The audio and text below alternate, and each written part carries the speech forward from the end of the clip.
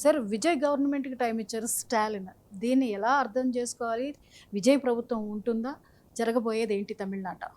Yes అంటే ఇప్పుడు తమిళనాడులో విజయ్ ఏది టీవీకే జోసెఫ్ విజయ్ చంద్రశేఖర్ గవర్నమెంటు ఇప్పుడు అధికారంలో రావడం జరిగింది. కేవలం 10 రోజులు మాత్రమే అయినట్టుంది.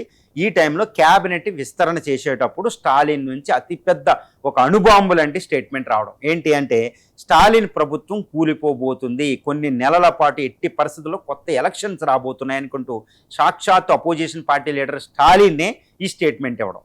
ఇప్పుడు చూస్తే మనం రజనీకాంత్, ఇటు బీజేపీ, ఇటు ఏఐడిఎంకే చీలిక, ఇవన్నీ మనం చూస్తున్నాం అనమాట.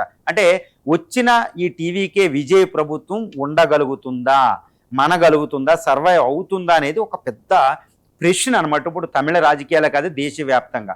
మరి ఎలా అంటే ఒక రెవల్యూషనైజ్డ్ పాలిటిక్స్ చేస్తున్నాడు ఆయన.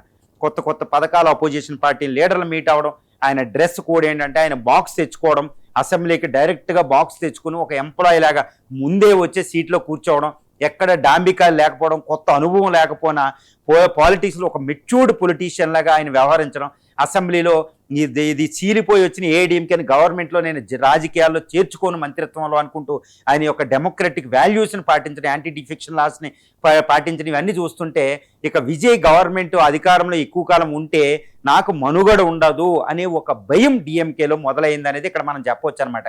ఎందుకంటే ట్రెడిషనల్ ద్రవిడియన్ పార్టీస్గా సాంప్రదాయమైన ద్రవిడియన్ పార్టీస్ 3-4 దశాబ్దాలు వెళ్ళిన ఈ ద్రవిడియన్ పార్టీలని బంగాళాఖాతంలోకి ఇసిరేసింది ఇప్పుడు టీవీకే పార్టీ, కొత్తగా వచ్చిన పార్టీ, 2 సంవత్సరాల పార్టీ.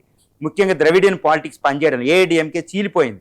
డిఎంకేలో కూడా కొన్ని అసంతృప్తులు ఉన్నాయి ఓడిపోయినందుకు. ఎక్కడ డిఎంకే మినిస్టర్లో ఈ ఎమ్మెల్యేలు కొంచెం చీలిపోయి టీవీకే సపోర్ట్ చేస్తారనే ఒక భయం డిఎంకేలో కూడా ఉందనడంలో ఎటువంటి సందేహం లేదు. ఎందుకంటే 5 సంవత్సరాల పోస్ట్ రాదు, పదవిలోకి రాదు, మళ్ళీ 5 సంవత్సరాల తర్వాత ఏమవుద్దో తెలియదు టీవీకి ఎలా పరిపాలిస్తే. కాబట్టి డిఎంకే తన ఫ్లాక్ అంటే టు కలెక్ట్ ది ఫ్లాక్ అంటారు చూడండి, గొర్రెలన్నీ ఒక చోట పెట్టుకోవాలి, లేకపోతే అవి చెదిరిపోతాయి. కాబట్టి ఎమ్మెల్యేలను కాపాడుకోవడానికి టీవీకే మీద ఆరోపణలు డిఎంకే అధినేత ఇస్తున్నారు. నా పార్టీ అధికారంలోకి వద్ద, మీరు కంగారు పడకండి, ఎన్నికలు వస్తాయని.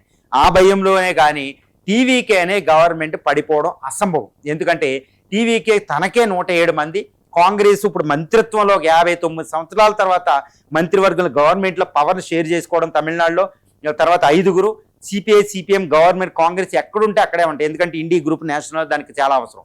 తర్వాత బీజేపీని అధికారాన్ని దూరంగా ఉంచాలి. కాబట్టి సిపిఐ సిపిఎంలో కాంగ్రెస్ మద్దతు ఉపసంహరించవు.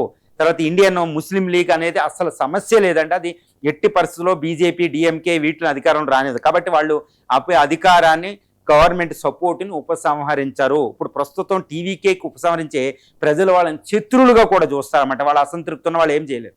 కాబట్టి టీవీకే విజయ గవర్నమెంట్ 5 సంవత్సరాలు నడుస్తుంది అనేది ఈ స్టాలిన్లో భయం చూస్తేనే మనకు అర్థమైపోతుంది. ఒక తిరుగులేని గవర్నమెంట్ని, అద్భుతమైన పరిపాలనని టీవీకే అధినేత ఈ యొక్క జోసెఫ్ చంద్రశేఖర్ విజయ్ ఇవ్వబోతున్నారు అనడంలో ఎటువంటి సందేహం లేదు.